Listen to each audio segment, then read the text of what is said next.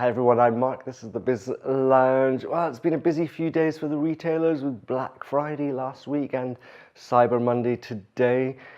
Are you buying anything? No, me neither. Something tells me it's not going to be the mad rush it was, like it was a couple of years ago. And that's why the retail sector in general is my sort of stock sector, if you like, in focus today. We're looking at companies that include in the FTSE 100 Dixon's, Carphone, M&S, Next, and B&Q and Castorama owner Kingfisher. Of course, also online retailers like ASOS and Boohoo and so on. Well, they were all trading lower earlier today, except for ASOS, which was trading slightly higher, but that could have changed now, which does suggest perhaps there hasn't been the fervour for these discount sale days and the run up to Christmas. Perhaps we're all just taking it more at our own pace. Well, also going at its own pace today, FTSE 100 trading weaker earlier on. It was down nearly 1%, earlier at 6,780. Now, finally, my big boss spotlight today shines on Francois Fillon.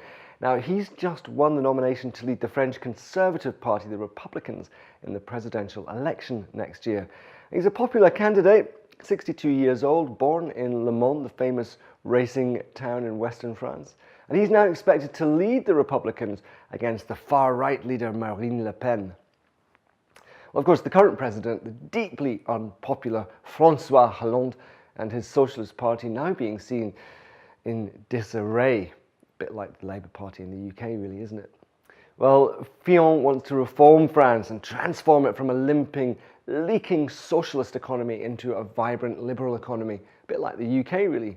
In fact, he's a big admirer of Maggie Thatcher, and he wants to do things like scrap the 35-hour week, raise the retirement age, of course we're all living longer, and break the unions. And guess what? He's not a fan of the European Commission and the EU Parliament either, and he's called for a Europe of nations instead, which reduces the role of Brussels and kind of puts our Brexit in a whole new light. See, it's not just the Brits that wanted to take back control. There's a lot of European nations like that, and next year is going to be a big year for that. Well, on that note, that's it for me for today. Please do share, subscribe, and follow me on Twitter if you like. I'll see you tomorrow. By the way, it is the last 3 days of my Movember Moustache Challenge, so if you do want to support me, there is a link below that takes you to my giving page.